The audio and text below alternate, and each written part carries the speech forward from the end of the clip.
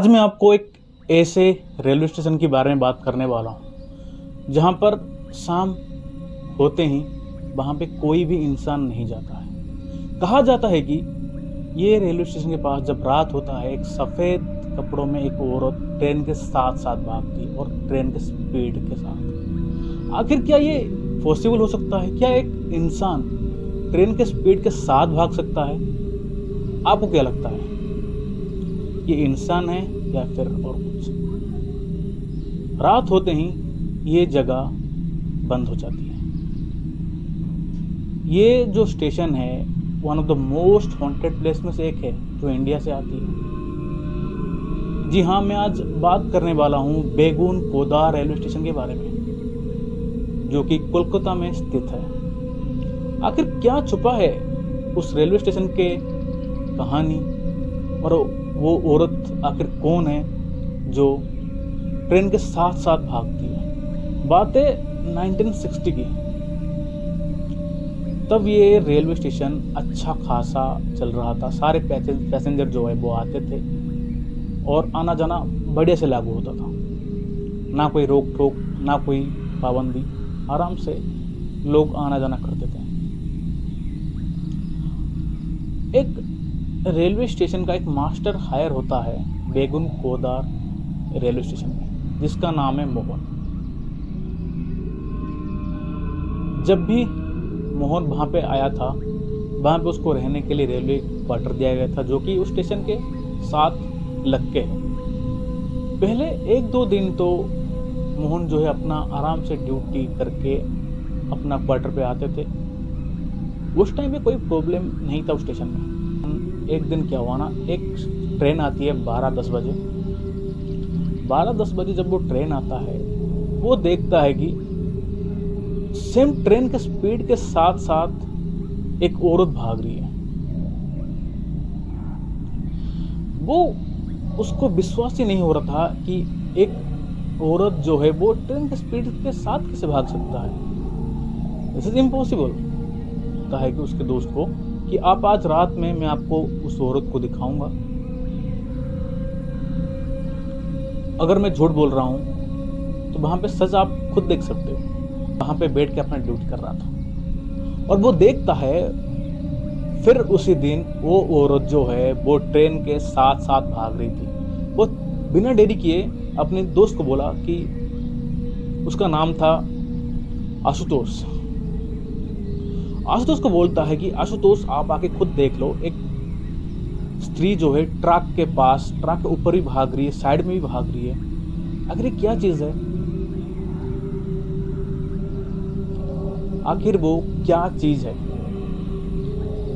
जब आशुतोष को बोलता है, आशुतोष भी आके वहां पे देखता है, वो असली में एक औरत था जो ट्रेन के स्पीड में साथ साथ वो भाग रहा था। है ना एक हैरतअंगेज वाली बात। जब आशुतोष ये देखता है, उसको वो विश्वास ही नहीं हो पाता है कि आखिर ये इंसान है फिर कोई आत्मा। और दोनों चौंक जाते हैं पूरा। आशुतोष को वो देख के वो बेहोश ही हो जाता है। जैसे तैसे करके मोहन उसको उठाया, उसको पानी पिलाई, उसको रिलैक्स करवाया। तब वो औरत जा चुकी थी।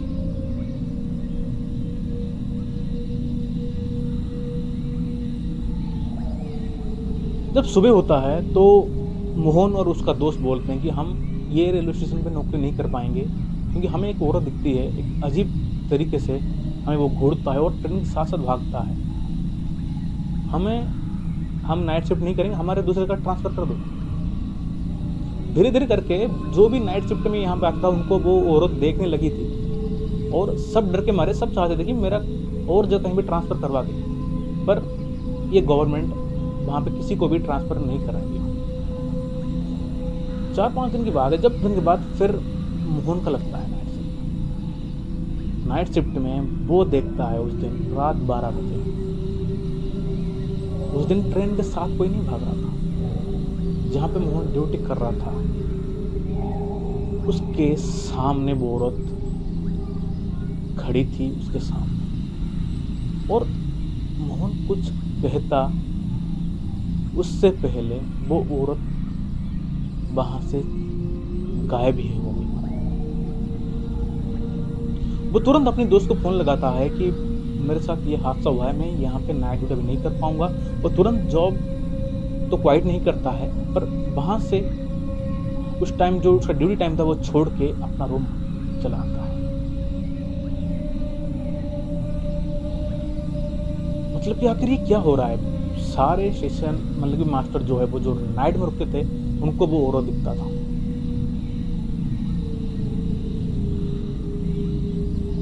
फिर मतलब कि अचानक मोहन का ना तबीयत खराब हो जाता है।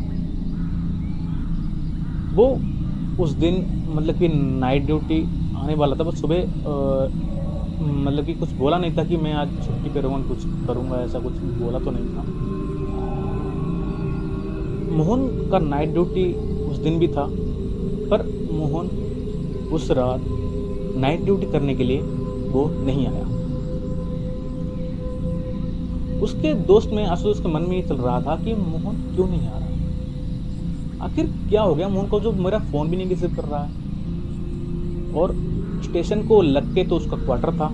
आशुतोष वहाँ पे जाता है और दरवाज़ा खोलता है, और दरवाज़ा खोलते ही वो चौंक जाता है कि वो देखता है कि मोहन और उसकी वाइफ़ की डेड बॉडी घर के अंदर पड़ी है। वो देख के चौंक जाता है, वो तुरंत पुलिस को फ़ोन करता है, और पुलिस वाले जो वेरिफिकेशन करना है वो करते थे और निकल। और वो स्टेशन को कोई भी आज तक वहाँ पे 42 साल तक कोई भी स्टेशन मास्टर नहीं आया, ना किसी की ड्यूटी लगी। जो भी पैसेंजर वाली ट्रेन वहाँ से गुजरती थी, उन सबको कहा जाता है कि अपना खिड़की जो है बंद कर दो। वो अपना खिड़की बंद कर देते जब बेगम गोदार ट्रेन चला। इतना खौफ बढ़ गया था उस स्टेशन में।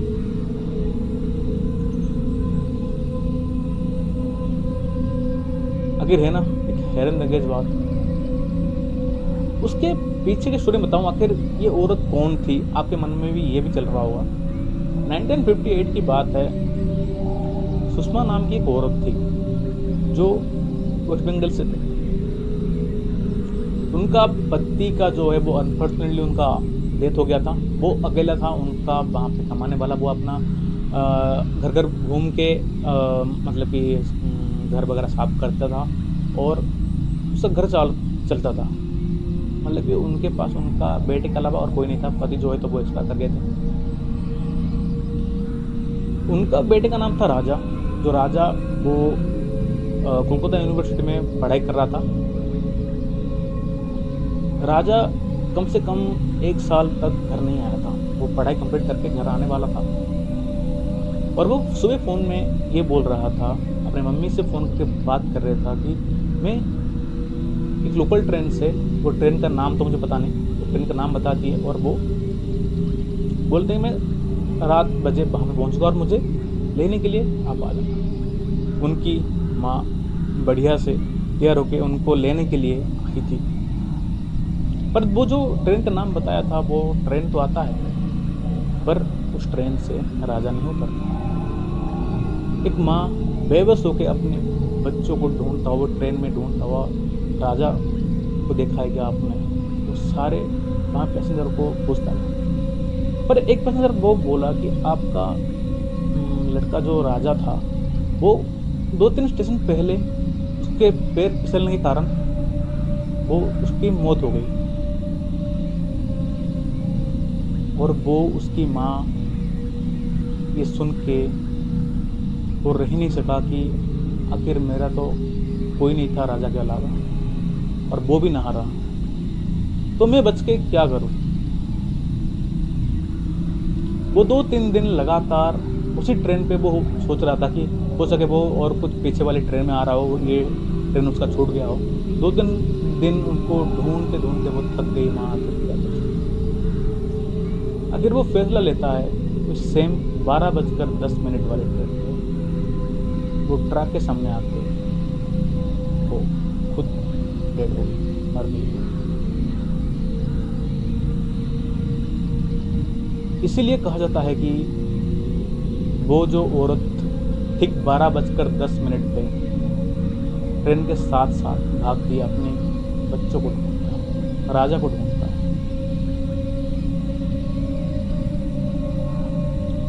अगर आपको ये स्टोरी पसंद आया हो तो मेरे चैनल को सब्सक्राइब जरूर करें।